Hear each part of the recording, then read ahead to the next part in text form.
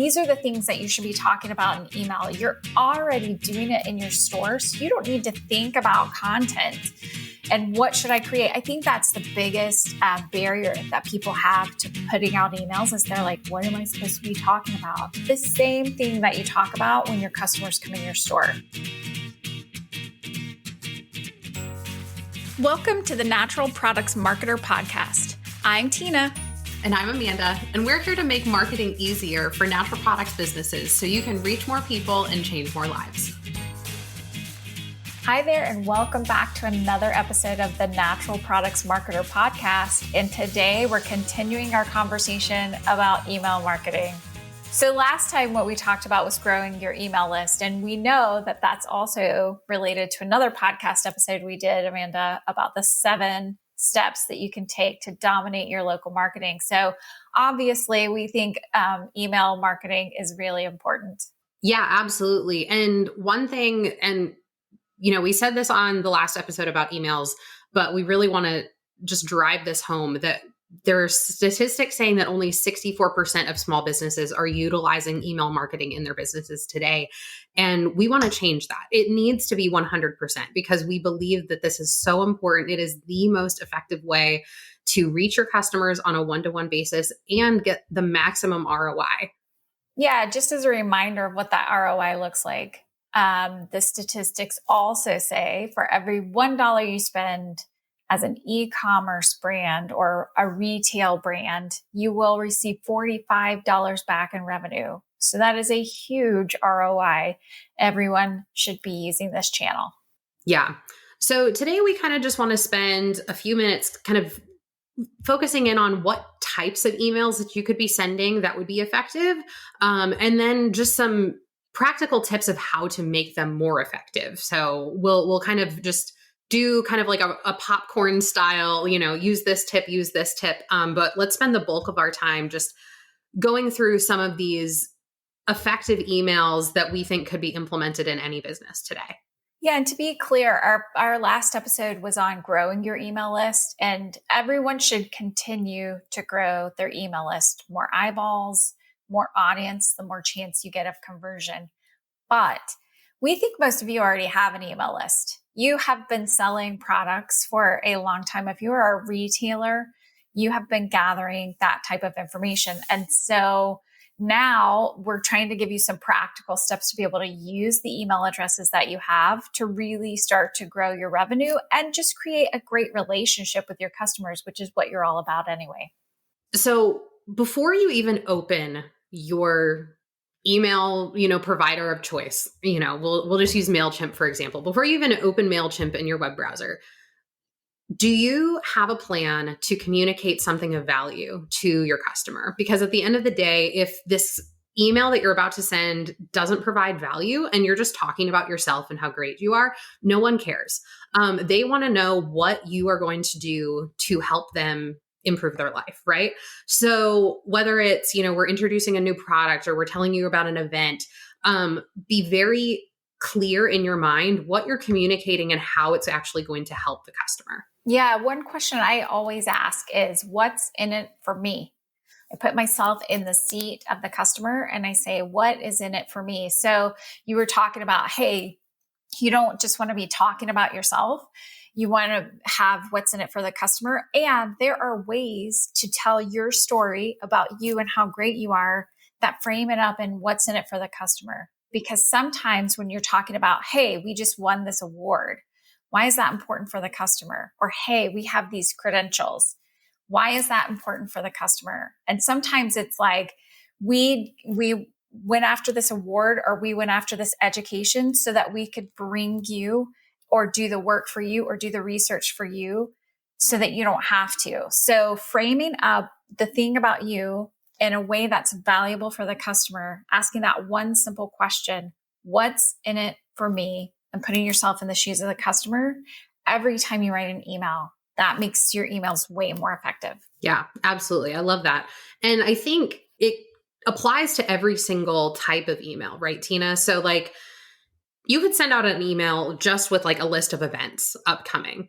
But even if you just take a few minutes to write a short summary of why this, speaker that's coming in from out of town is just like the bee's knees on, omega-3 education. And, she's the best in the business, be able to hype up like, we really care about you. And this is one of the most essential nutrients that you can take. And so we are doing our best to bring you the best. And so you can toot your own horn in a very subtle way. But also that, gets the customer excited to be like, oh, wow, like they're legit. Like they really care to go out of their way to bring in these people. Yeah, absolutely. And one thing about events, especially if you're bringing in a special speaker, this is an amazing time to offer your customer the chance for face-to-face time that they wouldn't get without you. So normally they would pay to see a practitioner like this, and they're getting that face-to-face time with you for free. And number two, they can ask any question they want. So this is the moment that they have to come in and get their specific questions answered that might not be in materials on the internet. They might not be able to find a YouTube around it. They have a very special use case, whether it has something to do with their family member, their own health. They can bring that to the specific expert and ask all the questions they want. So those are huge things for people when it comes to events, especially when it has specials, expert speakers. Yeah. And definitely play to your strengths. I think there's every natural products business should kind of have their things that kind of define them, whether it's, education or, you have the best prices in town, or, you have all of these extra modalities that you offer in your business, whatever your, special sauce is, lean into that in your email marketing. So like, let's just give the example of you have a brand new product that's come in. You want to provide the opportunity to get the word out to the masses that you have this brand new product that could be revolutionary to their health. Well, whatever kind of your secret sauce is, so let's just say it's education, write up something that's going to be like pretty meaty, and explain kind of how it works. And you could, do a short little excerpt and link it to a blog that has a lot more detail. So that way you're not like maybe overwhelming people. And if they're still interested in learning more, they can read more. But do whatever it is that you do best in your emails and communicate that. That way you're being true to yourself and you're providing value in a way that just makes sense for you.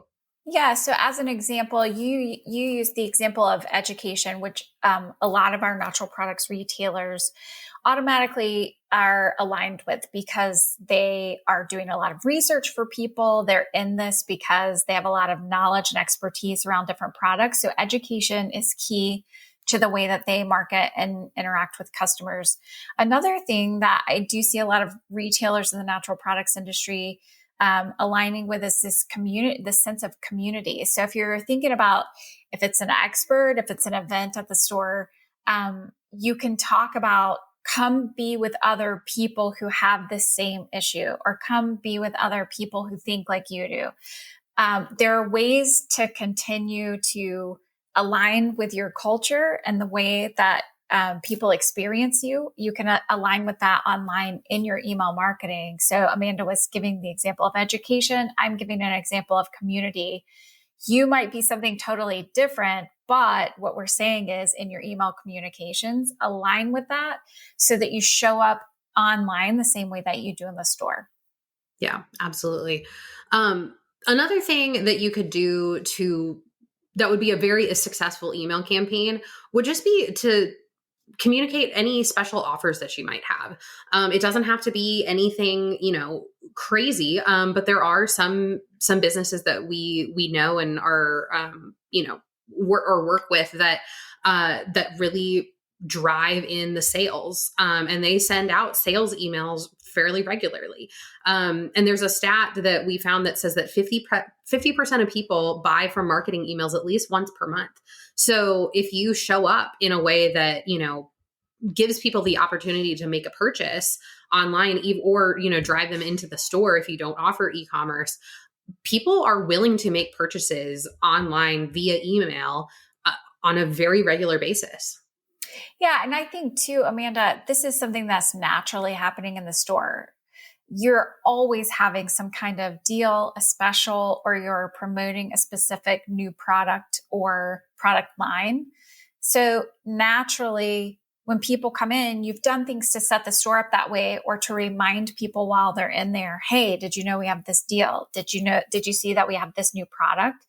So it seems exactly the same. Like you should follow the same pattern of the things that you do in the store in your email. And that should be the same thing. So when you've got a new product, that's what you're talking about. When you've got an offer to have a discount or buy two, get one free, or, buy a bigger item and you get the same as the smaller item, it's the same price, all right, as a smaller item. These are the things that you should be talking about in email. You're already doing it in your store, so you don't need to think about content and what should I create. I think that's the biggest barrier that people have to putting out emails is they're like, what am I supposed to be talking about? The same thing that you talk about when your customers come in your store. It should be a natural iteration of everything that's happening in your store is also happening in that email. And these two things should come together and run in parallel. It'll be that same experience. You don't have to think too hard about it. Yeah, I love that. And I think it just puts this whole concept of marketing in general in perspective of you want it to match your in-store experience anyway. So like, why do we fret so much about what to say? It's like, you're already saying it. Like, heck, just record what you're saying. Yes. Work the sales floor for a couple hours, record what you're saying. And then it's like, I just got marketing material for a month. 100%. The same thing happens with questions. So customers are coming in and they're automatically asking you questions. So here's a great example. I was talking to a retailer the other day and they were like, my customers are coming in with these TikTok videos. And sometimes I'm like, oh, that's really good information. And I point them to the right product. But sometimes I'm thinking, this is really bad information. So both of those are great for content. You can put those on your website, but also it's great for email marketing where you can tell a story. Hey, a customer brought me this TikTok video the other day. You can link to it and then tell what you think about it. I think it's great. And we have this product that is right in line with what this TikToker is saying, or this is where they might have gone a little bit wrong in this TikTok. So here's what I would advise. And give that. So again, what we're talking about is not working extra. It's working the same and putting it in a different format. And we're trying to make this super easy because it's such an effective way of doing business.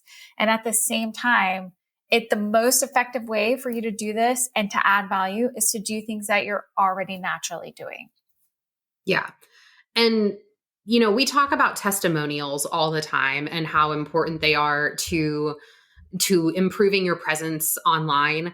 And it's one thing to have great Google reviews and people, send in emails telling you their stories, but use that as collateral in your marketing and build a story around, Susie's issues with, her digestive health.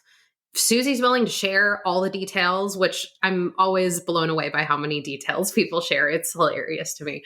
But, if Susie's willing to share her story, it's like build a campaign around that, have, her, 5-sentence email that she wrote you, get her permission, obviously, to share that with the masses.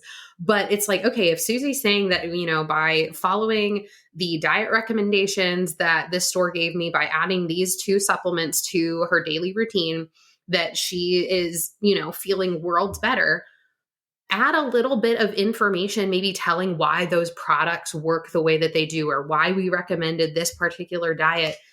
You've provided more education and used her real life story. I don't know what is more powerful than that.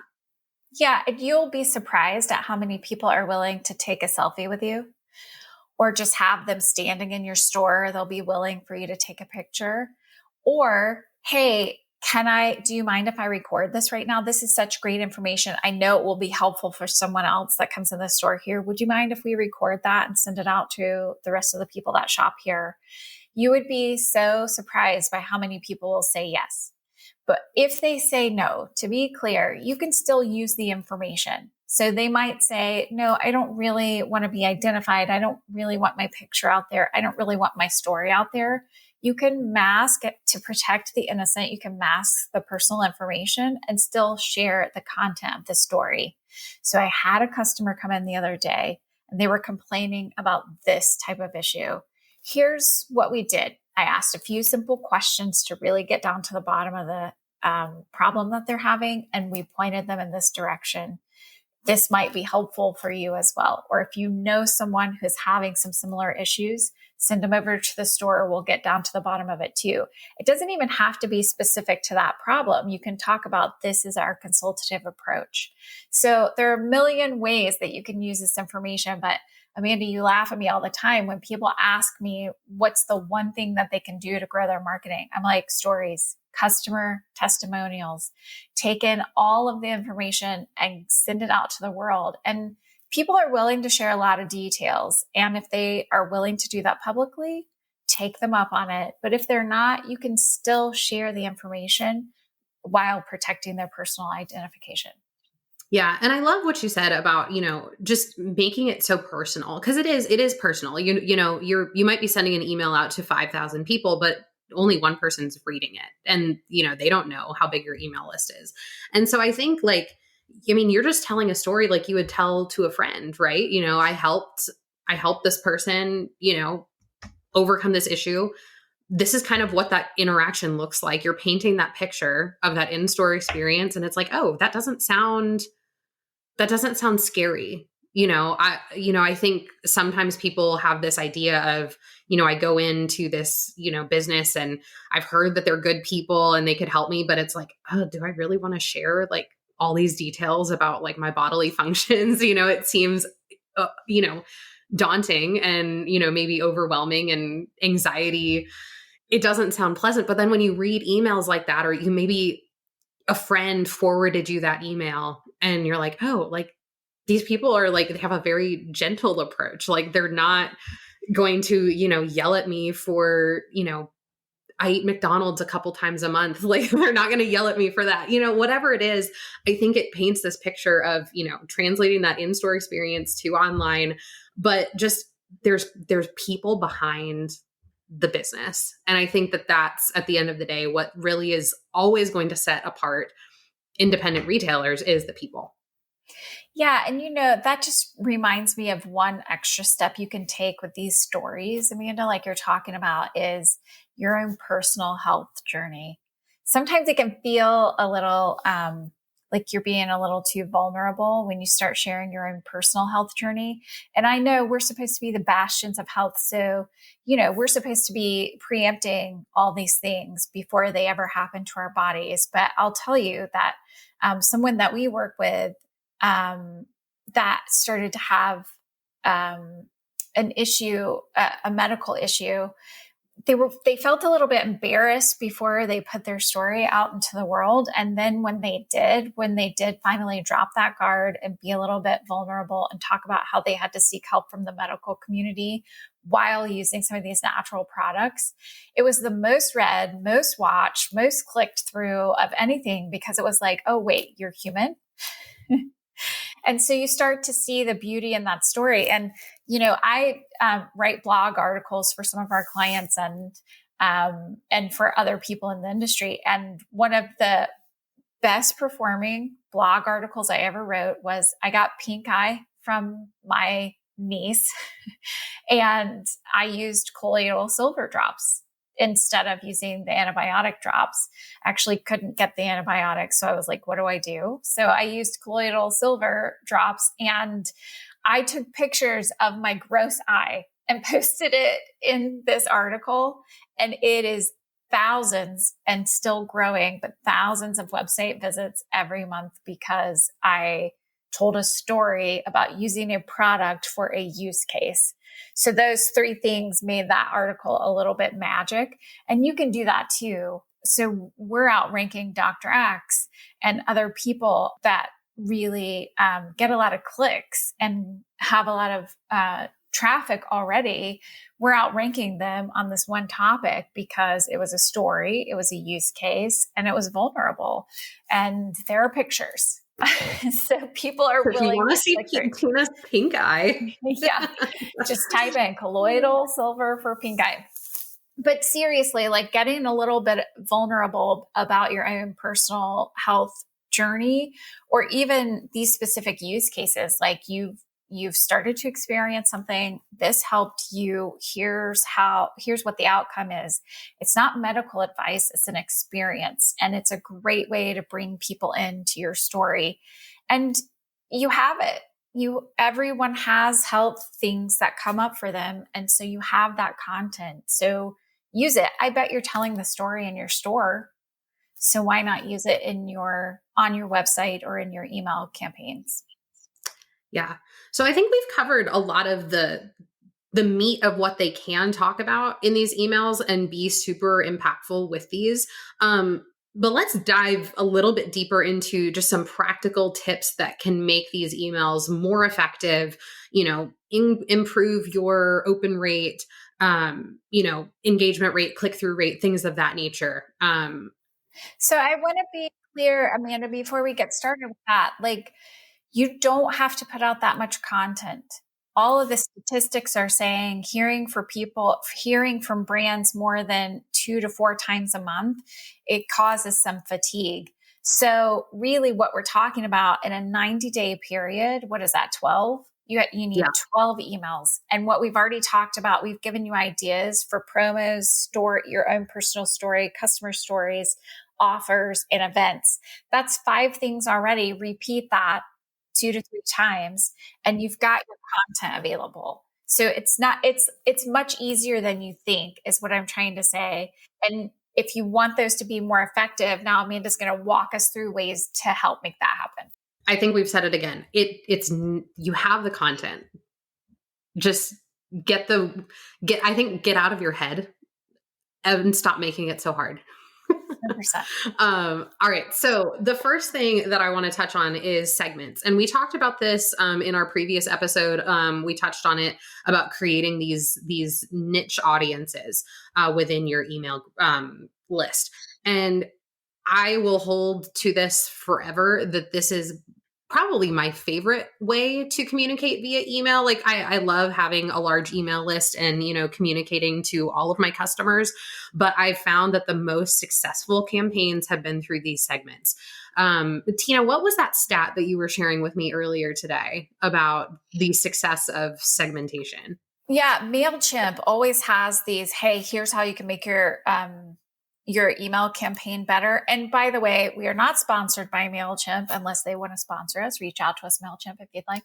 But we're not sponsored by MailChimp. And actually, I don't use that with every client. It's not the best email system for every client. So this is just an example. But they have a lot of aggregate data because they work with a lot of different companies. And they always advertise as soon as you log in, if you want a 33% higher click-through rate, use targeted segments. So it's obvious to them with all of their data that using segments gets a higher open rate, it gets a higher click-through rate. So it's a wonderful way to make your email marketing more effective. Yeah. So with that in mind, I think, there's multiple ways that you can build these segments within your email list. It can be through a digital download. We talked about that last time.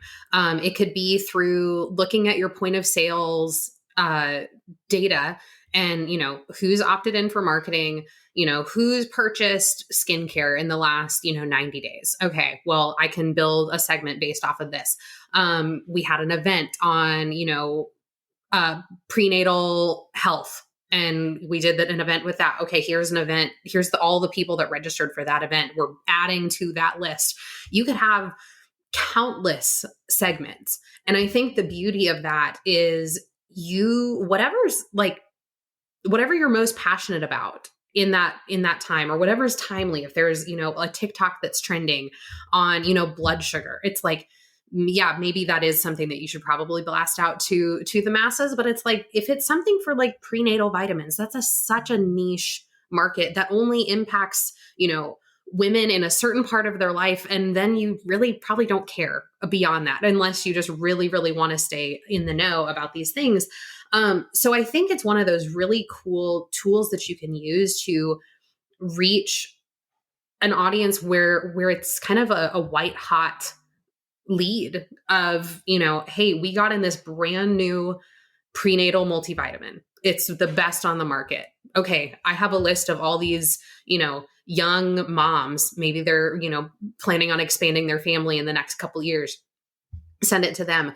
And that can also be things that you are super passionate about as a business owner. If you are just right now, skincare is your thing, you can blast out skincare promotions or, highlight a new brand or, an event, whatever it might be that you think would resonate with that audience. You're going to know them better than anybody else. If especially if that's like your favorite part of the store, you're hanging out there, you're going to know like what they want to learn more about. So you can provide that really targeted information to that group of people. And I think that the results will speak for itself. I think it's pretty undeniable how successful those campaigns can be because it's so narrow. And I think if you can get the messaging right, you'll hit home runs every single day when you do that. Yeah. And again, we're talking about segments too of things like, hey, I want to know when you've got a new product. Hey, I want to know when you're having an event. So it doesn't have to just be a subject matter. It can also be related to, well, you're naturally going to be talking about certain content anyway. Hey, let me know because I want to come to the store whenever you guys are having a demo, a tasting, when you're giving away free things, free products, or when you've got a special. So people will tell you what they want. And we talked about downloadables, which are great for categories like Amanda's talking about prenatal vitamins, pets, those kinds of things. But you can also just ask in your welcome email. So we talked on our last episode about how 8 out of 10 people will open a welcome email, 80%, which is huge. In that email, you can say, hey, we want to get to know you better. What are the things you're most interested in? Land them on a landing page where they can just check mark those little click boxes. And then you'll have automatic segments that you can start talking to about very specific product categories. It makes email even more personal, I think, when you use these segments, because it's like, well, this is what I signed up for. Like I told them that I want to do this and wow, they're delivering. And so I think it then just shows like a level of intentionality with the business and making it feel like you're the only customer, like you're getting that exactly what you signed up for. And I think that will speak a lot to you as a business when you do that. Well, and also we're talking about, you only need to email people 2 to 4 times a month before they start unsubscribing because they're getting too much information from you. And one thing that we found is if you want to do more than that many times a month, some people do. So some people that are listening to this right now are thinking, oh God, Tina, please do not tell me to email people more than once a week. But some people are ready. They've got someone on their email team and they're ready to just send out all of these emails all the time. And what we would advise is once a week seems perfectly normal for most people. If you want to do more than once a week, it really should be to these segmented audiences. So if it's someone who's interested in events and you want to announce an event, okay, that's okay to send more than once a week because they've said this is a preference of mine. So it's more personal, like Amanda's talking about, subject matter too. So like prenatal vitamins, pets, those kinds of things. If you have those categories ready and available, either you've segmented them through a download or through this welcome email and email preferences, then they'll welcome those. They want to hear those. And like we've said, our statistics are showing things that people are also interested in events and they're willing to share them. 53% of people are willing to share that you're having a local event. They also like things like birthday and anniversaries, and other things that might be congratulating them for coming in the store the 100th time or whatever. Those are very personal emails. Those are segments of audiences. And so if you want to do more than once a week, we're just saying, do these very segmented and personalized emails versus these big email blasts that you're doing 2 to 3 times a week. So the next thing to touch on, and this will kind of go rapid fire a little bit through this, just some practical tips. One thing that I think is going to be really crucial with having more effective emails is being strategic with your subject line. Provide interesting things that also match the content. Don't just do clickbait, annoying things, but just be authentic. And one thing that I really have found lately that I've been enjoying doing, really just playing around with it and getting ideas, is using ChatGPT to help give me ideas for engaging subject lines for my emails. So you can, just feed it some basic information. Hey, I'm working on an email for this event coming up, or my series of events coming up for the month. I want to come up with something, clever, but also clear. And here's a little bit about my business and, some of the events we have coming up. And it'll just, within a few seconds, just there, and you can take it or leave it. But I think it just, for me, it's more getting my wheels spinning, because then at the end of the day, like, I know what language resonates best with my audience, but sometimes I just hit those, mental walls where I'm just like, I don't know. Like, I've written so many emails at this point where I'm just like, yeah, my brain's not working, or I need more coffee before I do this. So I think that's a great way to do that. And then kind of jumping ahead a little bit, we'll talk about A/B testing a little bit, but I think it's really cool to try different things. You can do A/B testing and see, like, you're stuck between these two subject lines that you really, really like. Run them through an A/B test and see what one performs better. Does your audience like having, emojis in the subject? Does that resonate well with them? Or they're like, nah, like, we don't like that. We don't, we don't use emojis when we talk to each other. So you can do these different things. And I think, just, it's all, again, you have to know what you're looking for and care about the data. Cause I think, it's something I'm kind of a nerd about and want to know, like, what emails are performing better than others and what can I do differently to make them improve. I think maybe that's just me being a nerd, but I'm okay with that. Yeah, well, the same thing happens when you use someone's name in the subject line. They're more likely to open and click it.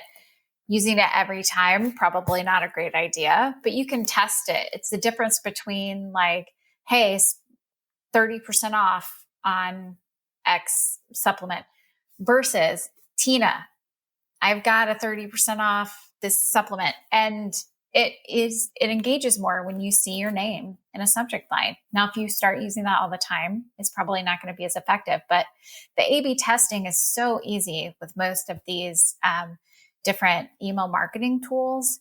I'm pretty sure I'm trying to think of one that does not allow that, but what it does, you guys have thousands of people on your email list. So it'll cycle through a few hundred and figure out which subject line gets the most opens. And then it'll send that out to everybody. So you can A/B test a lot of things, but subject lines are really easy to A/B test. And on that note, the same thing, like with all of these email marketing tools, most of them have an AI tool now for you to generate different subject lines. So if you're stuck thinking, oh my gosh, now I have to put extra effort into thinking of more than one subject line, you really don't have to think about it that much. You push a button, different subject lines come up, and you can decide what goes where, send out a test. It'll pick the best performing. You're off to the races. No problem. So the next thing is just keeping it short and sweet. You don't have to write a novel when you're writing an email. And I think it's just really important to kind of choose your language carefully in a way that speaks to their needs and wants. And we already talked about, providing that value, but they're not going to their email to, like, spend a lot of time reading. It's more, skimming what's most important to me. They might be willing to spend a little bit more time on certain emails than others, but the average customer is spending 9 seconds reading an email. So, but what's the caveat to that stat, Tina? Yeah. So my rule here is, if it's a story, it's going to engage from beginning to end. Feel free to be as long as you'd like. What I will say is that emails are similar to blog posts in that people scan them first to see if it has content that they want to read. So using headlines in between paragraphs is very helpful. And then when they're reading them, the most compelling text in an email format. I'm not asking you to write a novel this way. The grammar police are out to get me whenever I do this, but you want short paragraphs, 2 to 3 sentences each. You want short sentences. So that means fragments are okay. You can start a sentence with and. There are rules that we break all the time in emails and blogs because it makes it more readable for the average user. Now, look, if you're a technical science company and you're speaking to scientists, then yes, do your long-winded version of things with very complicated language. But for the average retailer and even the average, and we're a more sciencey community, by the way, the natural products industry, but even the retailers reading manufacturers' emails, it's best if the sentences are short, they're understandable, paragraphs are short, you have scannable headlines, and if you want someone to click, make it obvious with a button that has a high contrast background. So all of these things make it easier for people to scan the 9 seconds and figure out if they want to read it. And then again, if it's a story that's compelling enough for someone to read from beginning to end, be as long-winded as you like. Use pictures. They're always helpful in there, but you want it to be scannable for people so that they will continue to engage with the content. Yeah. And I'm glad you brought up the, being okay with breaking, all the grammar rule, or I mean, some of the grammar rules, still, spell check and all of that. But one thing that I love about, whenever Tina sends me an email, I'm always excited to read it because she speaks my language. And what I love about what Tina has done, and there's other people that do this really well too, is she knows who her audience is and she speaks a language that they can share. So I remember you put out this survey to a lot of your, top clients of what TV shows do you like? And I remember seeing that. I was like, oh, okay. I see where you're going with this. I like it. I'm curious to see how this is going to get implemented. But I was like, okay, The Office and Parks and Rec are my 2 favorite shows. Well, within a month or whatever, I get an email and it has Leslie Knope quotes and just different memes and all of this stuff. And I'm like, this is amazing. Like, it's like I'm talking to my friend and we're sharing all of our favorite quotes, but she's, incorporating them into pain points that I'm feeling as a marketer. And it was brilliant. And I was like, man, like, I can't wait to see what she does next. And so I think that that's something, whether it's for your segments, where you find out like, hey, these are my office lovers and I can do fun things like that with them. Or maybe it's your whole audience. I don't know. It depends on what your audience looks like, but knowing your audience, speaking their language, whatever they find funny, to keep things lighthearted. Because I think that's the funny thing too. Like, we're talking about health a lot. It's funny sometimes, like what our bodies do. And it's like, we can laugh about that.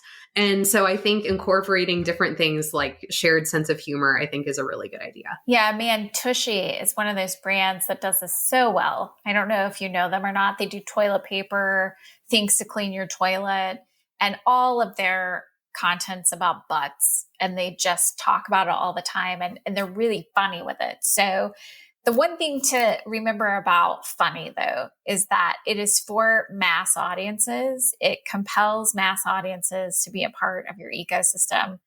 It's not for luxury brands.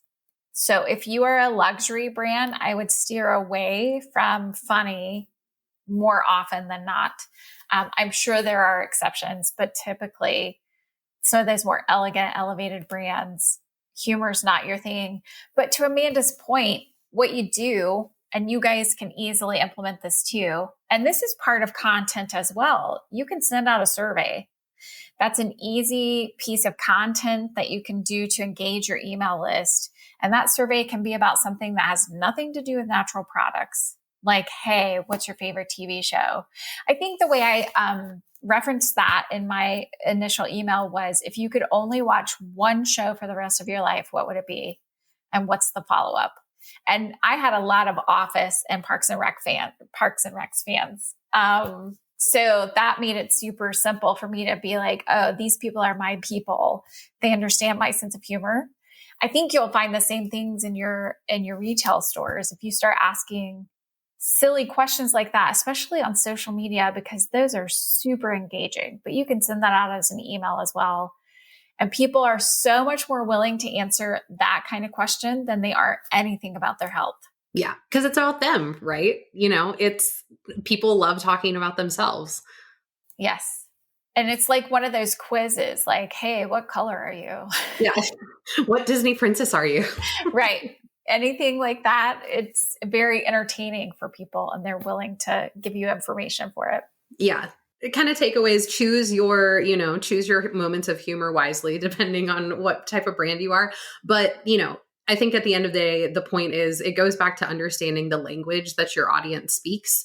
And whether it's your whole, how you communicate to your mass audience or how you communicate to these different segments, just understanding what's important to them and what's going to, make them resonate with you more. Yes. So the next thing is automation. And I cannot say how much I love automation.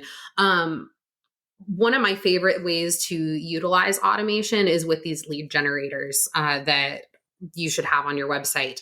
And so anytime you get that opt-in for, your digital download or your quiz or whatever it may be, that's when you hit them with that welcome email. We've talked about that, how powerful that welcome email is. But beyond that welcome email, depending on what your lead generator was that got them into that sales funnel on your email platform, that's when you can hit them with these automated things that are triggered based off of, what did they do? When was the last time you emailed them? And you can set up these different journeys, do different testing to see what works and what doesn't. But we talked about this last time, this idea of this magnesium quiz and what's the right magnesium for you. And you can, they download it, you send them your email. Thanks for taking the quiz. Here's your results. Next day, here's kind of the details that maybe we didn't match you with. We recommended you take this type of magnesium for your needs based off of that.